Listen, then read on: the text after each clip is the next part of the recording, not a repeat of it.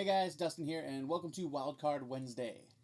So, full disclosure, I didn't want to do another story time so close to the last story time I did, but honestly, I was slacking this week and didn't have time to put anything together that took a little more research. So, yeah, you get a story time this week, but it's a good one. I hope. I think it's a good one. It was good for me, and I was there, so whatever. So this story comes from when we took our vacation to Bardstown, Kentucky. If you don't know where Bardstown is, it's the part of Kentucky where bourbon comes from. You know how only champagne from a certain region of France can be called champagne? I believe that if you want to be able to call your whiskey bourbon, it has to come from this specific area in Kentucky, and we were there. So the entire area is really super old, old enough that it's been there since people started traveling across the United States before it was settled. So it's a really old town, and there's a lot of rich history there. It's actually pretty fascinating if you ever go. It's definitely worth going. But this one takes place at the Talbot Inn and Tavern. So the Talbot Tavern was built in 1779. It was originally a stagecoach stop. A lot of famous people have stayed there. Andrew Jackson stayed there at one point in time. King Louis Philippe, during his exile, him and his two brothers stayed there. And actually, the murals that are painted on the wall are rumored to be painted by either him or one of his brothers. There's bullet holes in the wall from Jesse James. Yes, the actual Jesse James. Abraham Lincoln stayed there with his parents when he was 5. So, I mean, there's a lot of rich history in this building, and it just so happens to have its fair share of ghosts. So let me just set up the layout of the building to you. You walk in the door, there's a little area right there, and they've turned that into a little gift shop. If you head on back, there's a bar and a little restaurant there, and there's stairs that lead upstairs, and that's where the hotel rooms are. So it's actually a functional hotel. You can still stay there. Originally, it was split off into just 2 giant rooms. One side is where the men slept, and the other side is where the women slept, all in one big communal room.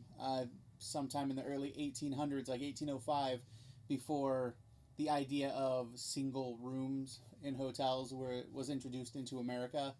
So back when this place was first built, it was just big communal sleeping areas. I guess you could, like a hostel. So you can find reports and stories all over the internet if you look for it. Ghosts in the rooms, or walking the halls, or down in the tavern. And we didn't stay there, but we were passing by, and my wife wanted to stop in and just grab something quick for lunch. And actually what she wanted to do is she wanted me to go in and try burgoo for the first time. And burgoo is it's a traditional Kentucky dish, and most of Kentucky's traditional food comes from the mountain people. The Appalachian Mountains run through Kentucky and West Virginia, and it's the big mountain region there. And burgoo is kind of like this mountain, old-timey mountain food, and it's a stew, kind of like a beef or vegetable stew, but really they just throw in whatever they have. It's kind of like a leftover stew, and it's what they ate when they were down to just whatever's left. So it's actually become kind of a traditional food. There's certain places in Kentucky you can find it, and no 2 burgoos are the same from what I understand.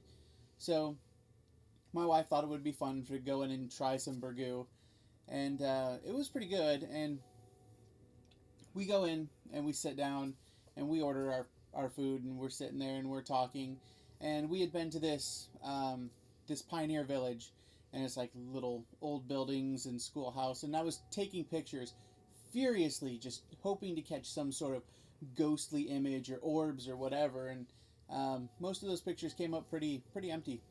By the time we got to the Talbot Inn, my camera unfortunately was dead, and of course, all good ghost sightings and Bigfoot sightings and UFO sightings, you never have a good camera around with you. So we're sitting in there, and I'm hoping for something, but I'm not seeing anything.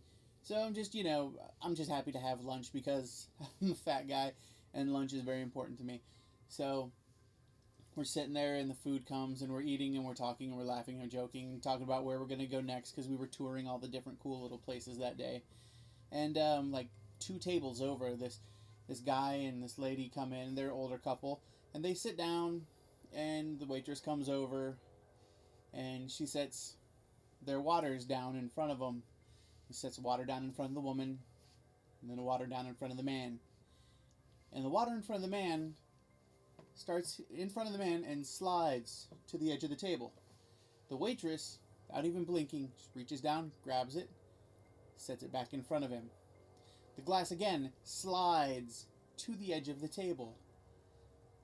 And the guy, at this point, he's just kind of flabbergasted, and she goes, "Don't worry, it always does that." She picks the glass up, puts a napkin down, sets the glass down on top of the napkin. That's it. She takes their order and walks away. So the entire time I'm trying to get my camera to work, or my crappy cell phone at the time.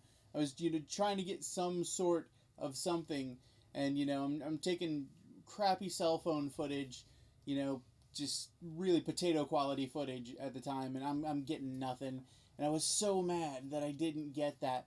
But yeah, it amazed me that the waitress there, oh, that happens all the time. She didn't even blink, just it slid almost off the table, and she caught it both times.